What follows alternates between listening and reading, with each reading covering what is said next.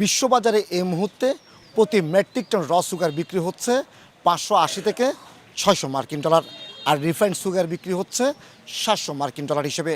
সেই অনুযায়ী দেশের সবচেয়ে বড় পাইকারি বাজার চট্টগ্রামের খাতুনগঞ্জে প্রতি মণ চিনি বিক্রি হচ্ছে 4500 টাকা, আর কেজি পাইকারি পর্যায়ে 122 টাকা 50 পয়সা। বাংলাদেশে বছরে 22 লাখ মেট্রিক টন চিনির চাহিদার 20 লাখ মেট্রিক টনই চট্টগ্রাম বন্দর দিয়ে বিদেশ থেকে আমদানি করা হয়, আর 60 থেকে 70 হাজার মেট্রিক টন চিনির যোগান আসে দেশি আখ থেকে। চাহিদা অনুযায়ী চিনি আমদানিতে কোনো ঘাটতি না হলেও কোনোভাবে চিনির দাম নিয়ন্ত্রণে আসছে না। চিনির দাম নিয়ন্ত্রণে না আসার কারণ হিসেবে অতিরিক্ত শুল্ক হারকে দুষছেন ব্যবসায়ীরা। যে চিনিগুলো অবৈধভাবে আসতেছে, যার দরুন আমাদের দেশীয় শিল্প এবং বেসরকারি শিল্পগুলো একদম মরার উপর বসে গেছে। ওরা একদম কোনো সরকারের রাজস্ব হারাচ্ছে, হাজার হাজার কোটি টাকার রাজস্ব হারাচ্ছে।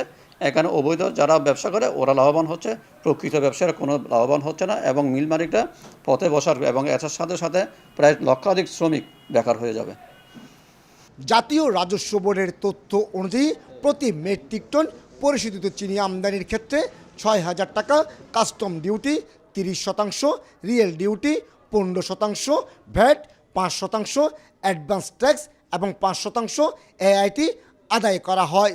সেই অনুযায়ী প্রতি কেজি পরিশোধিত চিনিতে 48 টাকা 35 পয়সা শুল্ক আদায় করছে কাস্টমস কর্তৃপক্ষ, আর অপরিশোধিত চিনির ক্ষেত্রে অন্য সব ভ্যাট এবং ট্যাক্স অপরিবর্তিত রেখে শুধুমাত্র এআইটি 3% কম, ফলে প্রতি কেজি শুল্ক হচ্ছে 45 টাকা।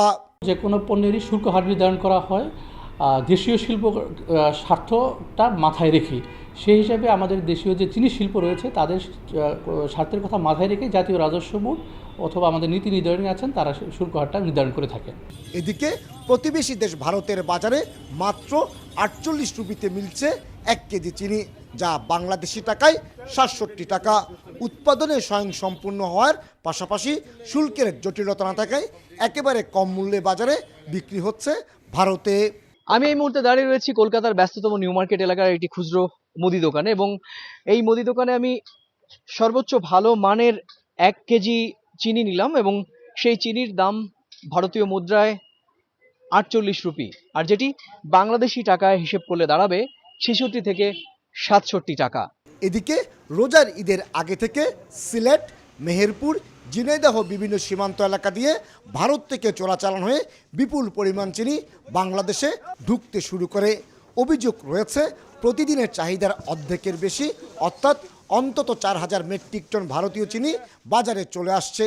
দেশে প্রতিদিন চিনির চাহিদা 6,000 মেট্রিক টন। মিলগুলোতে হাজার হাজার মেট্রিক টন অবিকৃত চিনি পড়ে থাকায় ক্ষতির মুখে পড়ছে দেশীয় মিল মালিকেরা। আইন শৃঙ্খলা বাহিনীর অভিযানে সাম্প্রতিক সময়ে ভারতীয় চিনির কয়েকটি চালান আটক হলো, তা চোরাচালানের তুলনায় একেবারেই নগণ্য।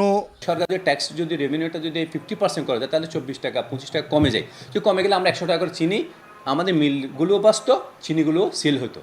এটা হচ্ছে যদি হয়, না হলে অবৈধ পদ্ধতিতে সরকারও লুজার, আমরাও আমরা ব্যবসায়ীরাও লুজার, প্লাস মিলরাও লুজার।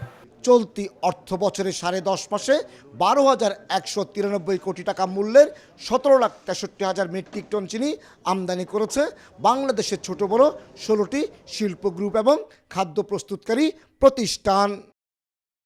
উন্মুক্ত সীমান্ত দিয়ে ভারত থেকে আসছে হাজার হাজার মেট্রিক টন চিনি, আর এর ফলে দেশের চিনির বাজার ক্রমশ অস্থির হয়ে উঠছে।